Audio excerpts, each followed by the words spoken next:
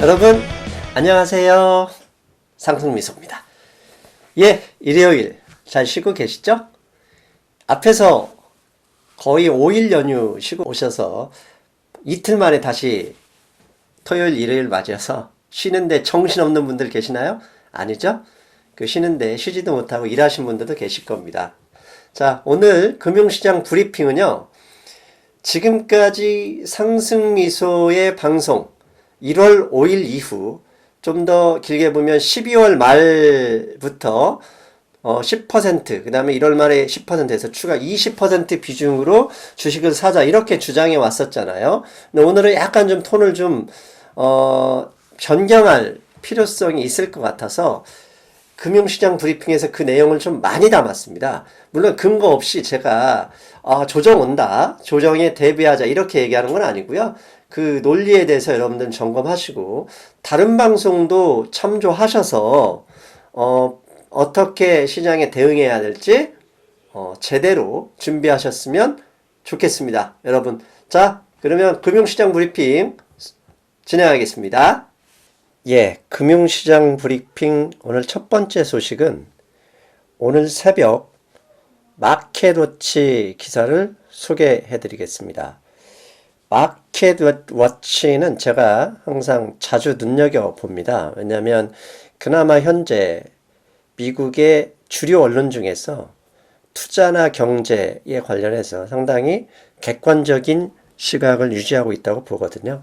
오늘 새벽 마켓워치는 다음 주가 상당히 중요한, 올해 주식시장에서 상당히 중요한 지점이다 라는 기사가 나왔습니다. 즉 S&P 500 Bulls face the most important test of the year. 왜 그러면 가장 중요한 점이냐 이렇게 이야기를 했냐면 밑에 기사에서 퍼왔는데요. 다음 주 미국과 중국의 베이징 협상이 있죠. 그 다음에 지난주에 영국, 그 다음에 유로존 등이 경제 상황이 안 좋다 그래서 성장률 예측치를 다 낮췄습니다. 즉 슬러기시, 즉 이코노미 경제 성장 부분이 상당히 좀 질척거리는 거죠. 성장이 마음대로 안 되는 그 미국 외에 이런 변수들이 조만간 조정장을 불러오지 않겠느냐 이런 기사를 냈어요. 그래서 일단 우리는 이번 주에 지난주에 이미 잠깐 그 미중무역 협상이 잘 안 될 것이다. 그 다음에 트럼프가 3월 1일 이전에 안 만날 것이다. 시진핑을. 그런 기사 때문에 나스닥이 상당히 많이 빠졌습니다.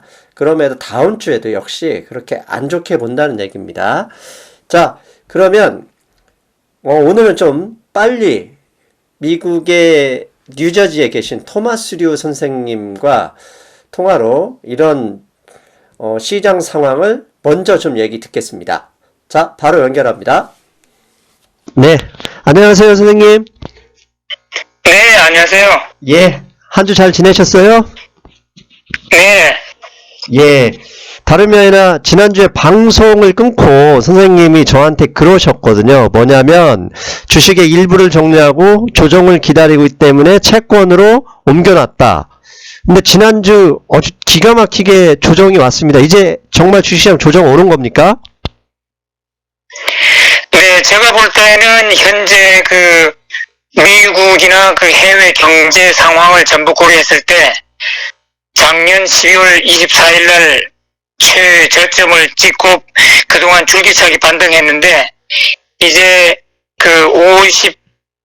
2700 S&P 500 인덱스로 볼 때 2740 그 부분이 적절하게 모든 경제 상황이나 가격을 반영했다. 중립적인 위치에 왔다고 저를 보거든요. 그래서 이제 차트상도 그렇고 지금 2월달 들어서 갖고 이제 중요한 경제 사건들을 대하면서 이제는 증시가 한번 조정을 받을 때라고 생각합니다. 예, 그렇다면 조정한다면 또 일부 비관론자들이 이제는 폭락시장이다 이렇게 얘기하시는 분들이 분명히 나올 텐데, 여기서 조정이라고 하면 S&P 500 기준으로 어느 정도 빠질 것을 이렇게 봐야 될까요? 일단 저는 그 2600선이 그 강력한 그 지지선으로 보이거든요. 그래서 거기까지는 조정할 걸로 보이는데 그 이하로 더 내려갈지는 지금 중국과의 무역 협상이라든지 또 얼마 남지 않은 브렉시트라든지 또 아주 날로 안 좋아지는 유럽 경제 뭐 이런 것이 큰 변수가 될 것 같아요. 그래서 일단은 저는 2600까지는 밀릴 수 있다고 보고 그 이하로는 진짜 우리가 공포를 느낄 만한 뭔가 큰 사건 났을 때 더 아래로 내려갈 수 있다 이렇게 저는 보고 있습니다. 예, 그리고 지금 금융시장 일주일을 지켜봤는데 최근 미국의 10년 만기 채권 금리가 많이 빠졌습니다. 이렇게 채권이 빠지는 것을 안전자산으로 대피하는, 즉 혹시라도 모를 큰 그 주식시장 폭락을 대비하는 것인지 아니면 포트폴리오 조정으로 봐야 되는 건지 어떻게 보세요? 저는 지금 미국 증시가 아주 세차게 지금 올라왔는데 그 올라온 그 과정에서 그 헤지펀드라든지 대형이 큰 손들이 이렇게 전격적으로 다 달려들지는 않았어요. 헤지펀드들 같은 경우는 지금 뭐 거의 한 10년 내 주식의 그 익스포저가 가장 낮은 수준으로 지금 참여하고 있다. 그런 걸 기사를 봤거든요. 그래서 증시가 올라오긴 하는데 매우 조심스러운 입장을 취하고 있을 것 같아요. 그래서 안전자산인 그 채권으로 그 자산이 이동해 있고 하여튼 이 현재 증시를 바라보는 시선이 매우 한 발은 들여놨지만은 매우 그 불안하게 보고 있는 그런 시선인 것 같습니다. 그렇다면 한 달 동안 올라왔던 것은 그동안 과도하게 쌓여있던 그 무서움에서 탈피한 수준이고 향후 경제 상황, 뭐 기업의 순이익, 그 다음에 글로벌 전체적으로 PMI가 떨어지는 것 등을 고려했을 때 여기서 어느 정도 좀 조정을 보이고 상승으로 갈지 하락으로 갈지 좀 시간을 갖는 것 같다 이렇게 보면 되는 거죠? 그렇죠. 저는 그 S&P 500 인덱스가 2740을 거의 이제 중립적인 그 가치 수준으로 보거든요. 그래서 미중 무역 협상이라든지 뭐 하여튼 그 미국의 그 정치 안정 뭐 하여튼 여러 가지가 또 파월 풋도 있고 그래서 여러 가지 조합해서 잘 풀리면은 2740을 뚫고 더 올라갈 수도 있고 이게 악화되면은 2740을 아래로 갈 수도 있고 아니면 이것도 저것도 아니면은 2740에서 그냥 연말까지 계속 갈 수도 있다. 저는 그렇게 보고 있습니다. 예. 그리고 사실 3주를 미뤄놓은 그 셧다운 문제가 이제 다음 주면은 다시 표면화 될 텐데 이 문제가 주시장에 또 어떤 영향을 이렇게 줄 수 있을까요? 트럼프 대통령은 그 2월 15일이죠, 데드라인이. 그때까지 합의 안 되면은 다시 연방 정부 셧다운을 시킬 수 있다. 이렇게, 협박은 하고 있지만은 정치적 부담이 상당히 크거든요. 그래서 저는 연방 셧다운 문제는 이미 지나간 문제다. 저는 그렇게 보고 어떻게 하든지 트럼프 대통령의 그 체면을 살리는 어떤 선에서 민주당과 공화당이 합의점을 도출하지 않을까 저는 그렇게 보고 있습니다. 그럼 선생님이 보시기에는 셧다운 문제가 나온다 해도 큰 영향을 못 줄 것 같고 그것조차도 수순하는 그런 합의 과정으로 볼 수밖에 없겠다 이렇게 보시는 거네요. 네, 저는 연방 셧다운 그거는 다시 오지 않을 걸로 만일 트럼프 대통령이 그걸 다시 연방 셧다운을 시키면은 진짜 그 정치적 부담이 엄청 큽니다. 그래서 하여튼 어떻게 하든지 지금 오늘 또 뉴스 보니까 민주당과 공화당이 거의 의견 접근을 했다. 이렇게 지금 뉴스를 봤는데 하여튼 합의될 걸로 저는 보고 있습니다. 예, 그리고 이제 마지막으로 제 유튜브 구독자가 한 42,000명 정도 되는데 그 중에 약 10%가 미국에 거주하시는 분들이에요. 그런데 메일 오는 거 보면 미국에 계신 분들이 저에게 좀 이것저것 알려주셔야 되는데 오히려 반대로 묻거든요. 그래서 궁금한 게 미국의 개인 재테크 시장이나 그런 동향은 어떤지 좀 궁금합니다. 뭐, 여기도 재테크 하면은 거의 주식이죠. 그래서, 이제 주식하는 분들이 많이 있는데, 그래서, 개인들이 이제, 그 투자방을 운영하는 분들이 많이 있어요. 사실 저도, 페이스북에서 개인 투자방을 운영하고 있거든요. 그래서 이제 회원들이 한 500명 정도 되는데, 그, 안에서 보면은, 하여튼, 그 젊은 분들이, 이제 은퇴 자금 같은 것을 미리 지금부터라도 준비하려고, 하여튼 재테크 열심히 하고 있습니다. 그러면, 뉴저지 투자 클럽 그거 말씀하시는 거죠? 네네. 그러면 이따 저희 인터뷰 끝나고 그 화면이나 뭐 URL 한번 주시면 우리 구독자분들, 미국에 계신 분들 도움이 될 텐데 그것 좀 부탁드려도 되겠죠? 네네, 이따 보내드리겠습니다. 예, 혹시 유료나 이런 건 아니죠? 아닙니다. 그건 아닌데, 이게 비밀방으로 돼 있어요. 아하. 그래서 밖에서는 절대로, 노출이 안 되고, 하여튼, 저한테, 하여튼 입장을 시켜달라고 신청을 해야지 제가 이제 입장을 시켜줍니다. 그러면 미국에 계신 분들 중에 관심 있는 분들은 화면에 보이는 우리 토마스 류 선생님의 메일 주소로 메일 보내시면 되겠네요. 네, 그렇죠. 또 제가 이따가 화면을 이제 보내드리면은, 그거 이제 검색해갖고, 가입을 신청하면 되죠. 예, 감사합니다. 사실 제가 이걸 한 달 전부터 저는 이미 알고 있었잖아요. 오랫동안 선생님 알고 있었기 때문에 그 광고를 좀 해드리고 싶었는데, 그러면 또 극성론자들이 광고한다고 좀 오바를 하거든요. 그래서 선생님이 충분히 진정성이나 그 다음에 투자에 대한 전문성을 보여주셨다는 것을 저는 판단해서 올렸거든요. 그런 부분에겐 많은 사람들한테 도움이 됐으면 하는 마음입니다. 네네. 예. 그리고 이제 마지막으로 다음 주에는 사실 어제 오늘 계속 CNBC나 마켓워치에서 중국 무역 협상이 가장 중요한 이슈가 될 것이다 이런 얘기를 하고 있거든요. 그 외에 뭐 다른 사항 혹시 알려주실 만한 게 있겠습니까? 다른 거는 별로 없지만은 하여튼 오늘도 보니까 그 미중 무역 협상팀에서 그 강경파 나바로 경제 고문인가요? 예. 그분이 협상팀에서 빠졌다는 소식이 들리면서 장중에 증시가 많이 하락했었는데 나바로가 참여하지 않는다는 그 소식이 나오면서 바로 회복되더라고요. 그래서 하여튼 아직까지는 증시 투자자들이 미중 무역 협상 이 결과 여기 대해서 많이 하여튼 촉각을 세우고 있고 이것이 증시에 막대한 영향을 미치고 있는 것은 사실입니다. 예.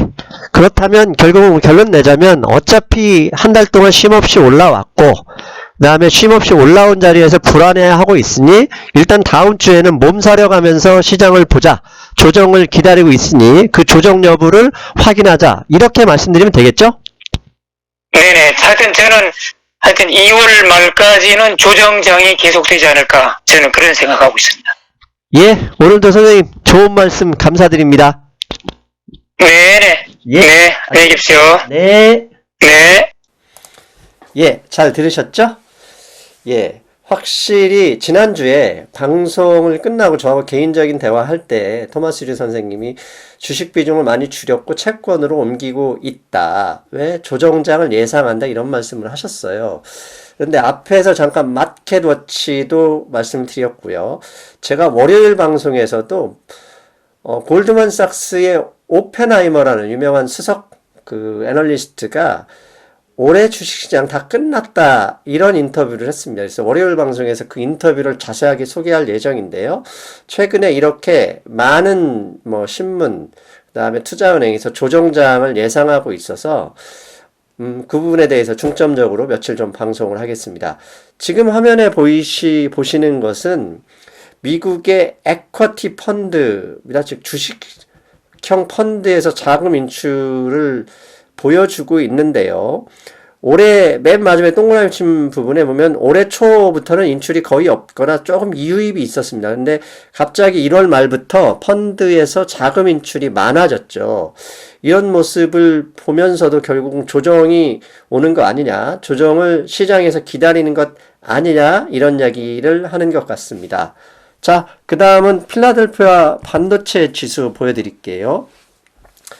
필라델피아 반도체 지수 지난주에 소폭 조정을 했습니다. 나스닥에서 1% 이상 빠졌는데 그에 비하면 필라델피아 반도체 지수는 올라가다가 윗꼬리를 내고 약간 하향 조정을 했습니다. 즉 나스닥 시장 하락에 비하면 경미한 수준인데 저렇게 필라델피아 반도체 지수가 상승하다 하락을 맞았던 이유는 결국 트럼프 대통령이 시진핑과 만나지 않겠다. 그 다음에 커들로 위원장이 잘 안 되고 있다. 이런 뉘앙스로 발언을 했기 때문이거든요. 즉, 중국의 넓은 시장에 IT 기업들이 영향을 받고 있다는 얘기죠. 아무튼, 필라델피아 반도체 지수만 보면 약한 조정 중입니다. 그러면 이번에는 미국의 하이힐드 채권이죠. HYG와 시니어 론 펀드 ETF인 SRLN ETF입니다. 먼저 왼쪽에 HYG, 그 다음에 오른쪽에 시니어 론 펀드 ETF인 SRLN. 거의 모습이 비슷하죠? HYG, 하이힐드 채권 ETF에서는 필라델피아 반도체 지수와 같은 아주 유사한 흐름이고요. 오른쪽 SRLN 같은 경우는 거의 변동이 없었습니다. 올라가다가 잠깐 하락했고 하락하다가 바로 그냥 보합 수준 유지하고 있네요. 반도체 지수와 거의 유사한 이 모양. 즉 시장은 조정을 예상하는 분이 많지만 의외로 참여자들은 혹시 이러다가 미국과 중국의 협상이 잘 돼서 바로 올라가는 거 아니야? 이렇게 아직 포지션을 정하지 못한 흐름같이 보입니다. 자, 다음에는 이렇게 앞에서 우리 토마스류 선생님, 그 다음에 제가 시작하면서 소개했던 마켓워치의 기사처럼 중요한 변수든 그 하락 조정에 대한 기사도 있지만 지금 보이시는 그림은 메릴 린치, 뱅크 오브 아메리카의 메릴 린치에서 나온 리포트에서 가져온 그림인데요. 이 친구들이 이런 얘기를 했습니다. The stock market dip, 그러니까 스탁마켓 주식시장 하락? 아니야, keep buying. 계속 사. 이런 얘기를 했습니다. 그러면서 그 주식시장 시계를 하나 그려놨는데요. 현재는 4.4 수준이다. 자기들이 볼 때는 아직 주식 살 때이다. 이런 것을 보여주는 것 같아요. 한마디로 메릴 린치는 긍정적인 흐름을, 그런 내용을 이야기하고 있습니다. 자, 다음은 이제 중국 경제 관련 소식입니다. 중국 경제, 일단 가장 먼저요. 그 지난주에 제가 금융시장 브리핑에서 트럼프 대통령의 트윗 4개를 보여드렸잖아요. 그러면서 어떤 합의든지 자신이 직접 시진핑을 만나서 할 것이다. 그리고 사실 지난주 수요일인가는 그 베트남에서 시진핑을 만날 것이다 라는 사우스 차이나 모닝 포스트, 홍콩에 있는 신문에서 기사가 나오면서 상당히 시장도 좋았거든요. 근데 바로 그 다음날 이게 CNBC 기사인데요. CNBC에서 이런 얘기를 했습니다. Trump says he will not meet Chinese President Xi. 시진핑 만날 계획 없다. 이게 무슨 얘기입니까? 3월 1일까지 무역협상 데드라인이 있는데 시진핑을 만나서 모든 걸 합의할 것이다. 이런 이야기를 했었단 말이죠. 그런데 안 만난다. 그러면 시장은 3월 1일 이전에 협상 시한 안에 협상 타결 없겠네. 그러면 곧바로 미국이 중국산 2천억 달러 수입품에 대해서 기존 현재 10% 관세에서 25% 관세를 상향 조정하게 된다는 얘기잖아요. 그러면 시장이 당연히 걱정할 수밖에 없었죠. 그래서 이런 기사 때문에 곧바로 나스닥이 1% 이상 하락했었습니다. 그리고 또 오늘 새벽에 중요한 뉴스가 하나 더 나왔습니다. 무슨 뉴스냐? 아직 공식적인 발표는 안 했는데요. 트럼프 대통령이 다음 주에 중국산 네트워크 제품에 대해서 미국 통신회사들이 구매를 금지해야 한다고 구매 금지에 대한 서명을 할 예정이라는 CNBC 기사입니다. 이 내용 잠깐 살펴보겠습니다. Trump is reportedly, 즉 소식이 전해지는데 expected to ban, 금지한다는 얘기죠. Chinese telecommunication equipment, 결국 JTE나 하웨이 장비를 얘기하는 거고요. 그래서 US Networks, 그러니까 뭐 버라이존이니 AT&T니 이런 회사들에게 5G 관련 장비로 중국산 제품을 구매 금지하겠다. 이 발표에 서명하겠다라는 예상 기사입니다. 사실 이게 두 가지 측면입니다. 첫째, 이게 강력한 중국하고 지금 다음 주에 당장에 문우신 장관과 커들로우 위원장이 베이징에 가서 3차 실무협상을 하는 거거든요. 그런데 그 실무협상 앞에서 하웨이니 데이트 장비 수입 금지를 명령한다. 이 얘기는 중국을 더 강하게 몰아붙이는 거 아니야? 이렇게 해석할 수도 있는 거예요. 하지만 저는 한편으로는 이미 미국 기업은 중국산 네트워크 제품을 구매하는 기업이 없습니다. 이미 스파이웨어나 중국에 대한 그런 의심이 많잖아요. 그런 상황에서 금지 서명을 하든 안 하든 크게 중요한 건 아닙니다. 이미 다 노출된 재료이기 때문에요. 그래서 큰 영향은 안 줄 것이다 라는 의견도, 그런 해석도 할 수 있습니다. 하지만 중국의 입장에서는 공식적으로 대통령이 서명한다는 것은 기분 나쁠 수 있거든요. 그런 면에서 다음 주 3차 실무회담이 잘 될지 사실 은근히 걱정됩니다. 그래서 이런 이유 때문이라도 마켓워치나 그다음에 골드만삭스, 그다음에 많은 투자은행들이 다음 주에 조정, 아니면 다음 주에 중요한 지점이다, 이렇게 얘기하는 것은 아닐까 우리 추정해 볼 수 있겠죠. 자, 그리고 역의 위안화 환율입니다. 역의 위안화, 밑에가 CNH, 역의 위안화고요. 위에가 US 달러입니다. 이 얘기는 뭐냐면 위안화 가치가 위로 올라갈수록 가치가 하락한다는 얘기입니다.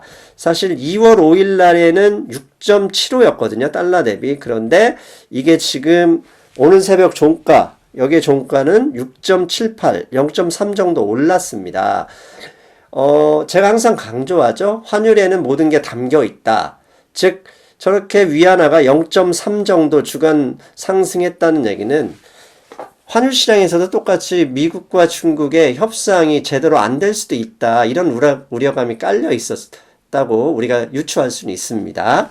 아무튼 다음 주에는 중국과 미국의 실무 협상, 이 점에 대해서 상당히 우리가 눈여겨봐야 할 것 같습니다. 자, 그렇다면 앞에서 길게 얘기했지만 오늘 상승미소 금융시장 브리핑은 앞에 토마스 류 선생님도 말씀하셨고, 그리고 그 다음에 제가 오늘 여러 가지 자료들을 보여드렸는데요. 메릴 린치 자료를 빼고는 상당히 시장에 좀 부정적인 뉴스들입니다. 사실 부정적이라고 해서 나쁜 뜻은 아니고요. 그만큼 지난 한 달 동안 약 6주 동안 쉼없이 오른 시장에 대한 경계감이죠. 그런 면에서 볼 때 우리 구독자 여러분들에게 오늘 금융시장 브리핑을 통해서 하고 싶었던 말은 이겁니다. 6주 동안 쉼없이 올랐다.